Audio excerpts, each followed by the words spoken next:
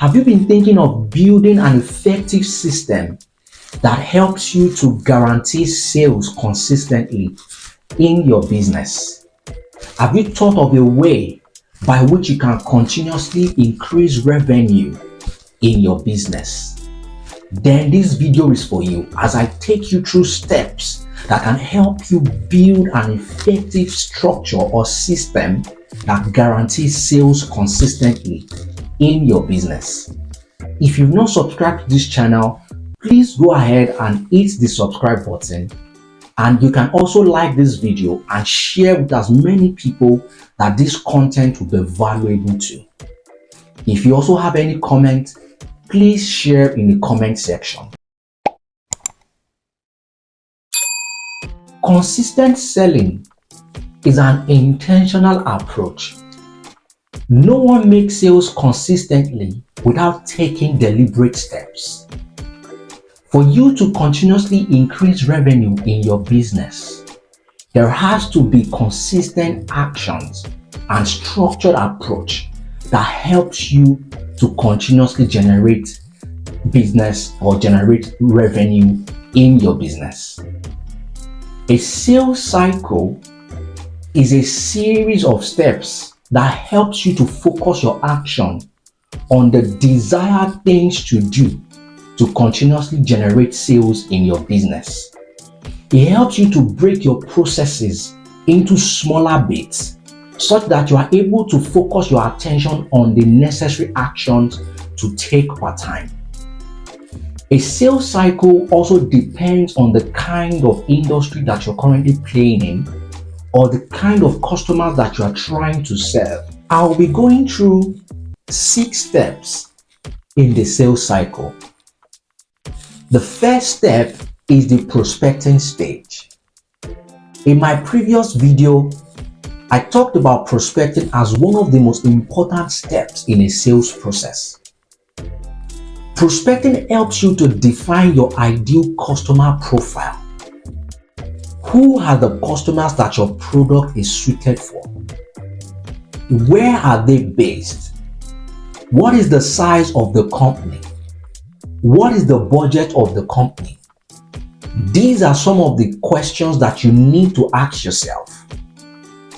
The focus here is to be able to collate a list or have a database of people or clients that are suited for the product or service that you currently render.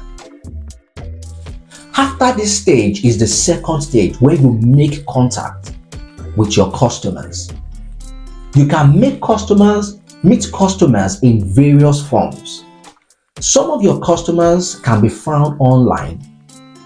Some of your customers, you might need to send cold emails to them. Some of them you might need to do cold calls.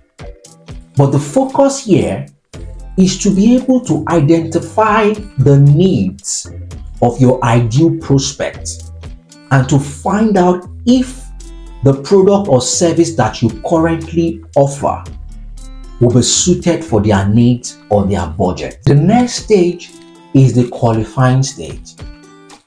In this stage, you want to find out if your ideal prospect has a need for the product or service that you want to offer to them. If your ideal prospect don't have a need at the time you are speaking or engaging them, then that helps you to focus your energy in another direction. The other thing you want to find out is, do they have a budget for this product or service that you want to offer to them? Are they looking at buying it on the long term or on the short term? This helps you to know how best to follow up with your customer or with the ideal prospect. The other thing you want to find out is, who are the decision makers? Are there so many other people involved in making a decision about the product or service you want to offer your prospect? If there are more than one person making a decision about this product, then you need to find a way of reaching out to them.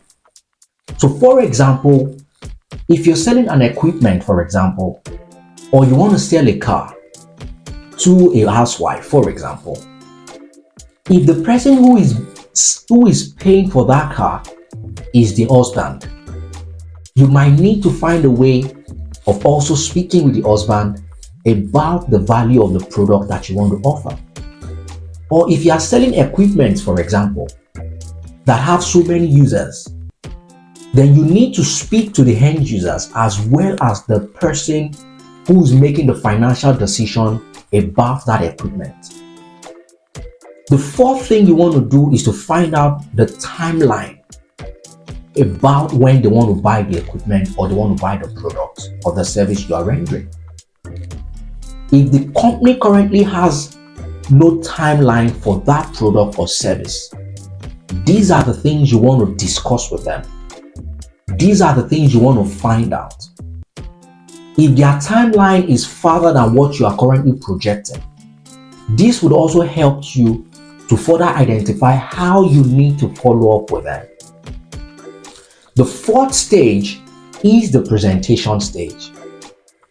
In this stage is where you present your value offering to the customer. This is the stage where you present your features, where you present the benefit of your product or service to the customer. But one thing you must ensure is that the benefit that you are proposing has to meet up with the need of the customer. So for example, someone who says he wants to buy a car for safety reasons. So what that means is that the real need of the customer is not just the car. The real need of the customer is safety. So what that means is that the benefit and features that you present to the customer has to emphasize safety as a feature or as a benefit to the customer. Another customer might want to buy a car because of the kind of business that they are currently involved in. So for example, someone who does a lot of travel might be thinking of a car that can help them, that can serve them well, that is fuel economical. So what that means is that his real need is fuel economy. So what that means is that in talking to that customer, the benefit that you emphasize is the fuel economy of the car that you want to sell to the customer. In this stage, you can present your product or service to the customer in various ways. One of the ways you can do so is you can have a presentation. You can schedule a presentation with the customer where you talk about the features, the benefits, and how it helps them to meet up with their needs. You can have a video presentation where you share with the customer the features, you share with them the value offering of your product. You can have your value proposition also in bulletins, in newsletters, in brochures.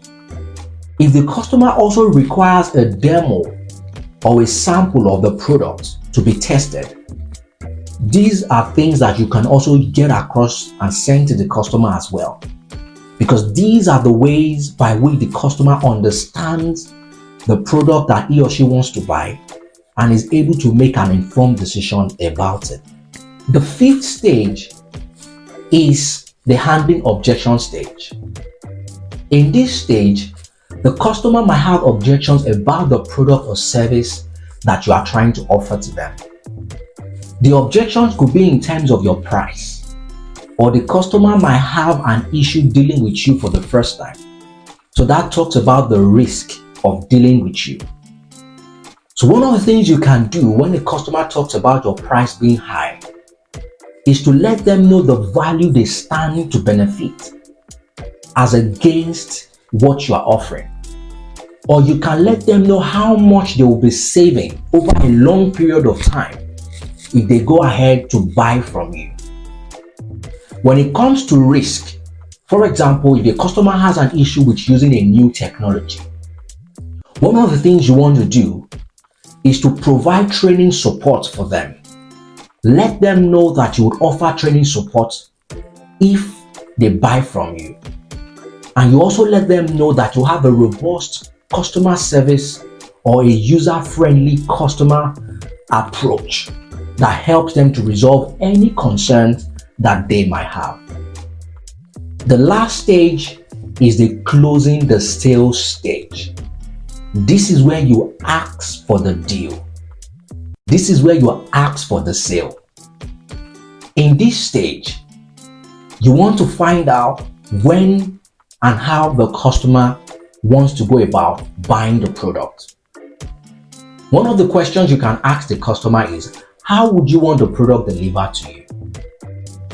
Another thing you can do is to offer the customer discounts.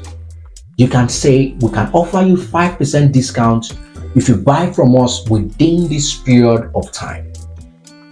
Another thing you can do is to offer bundle packages. You can say that if you buy 2 of these items from us, you get this one free. These are some of the things that you can use to encourage the customer in making a decision about your product or service. And one of the things that I need you to know is that the sales cycle in a B2B, that is a business to business service or product offering, is different from a B2C, where you are selling directly to an individual customer or consumer. Because in a B2B, you have more than one person making a decision about the product or service that you are offering.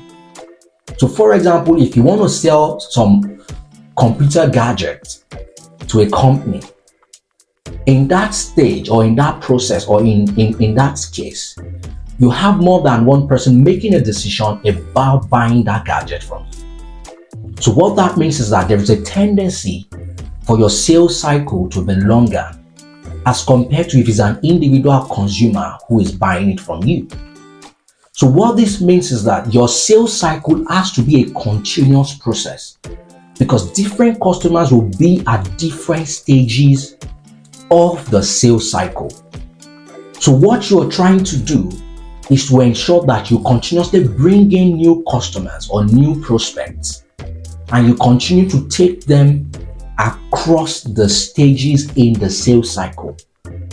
And so at every point in time, you have people that you are following up on, you have people that you are reaching, so you can continuously ensure that you are generating sales and increasing revenue in your business.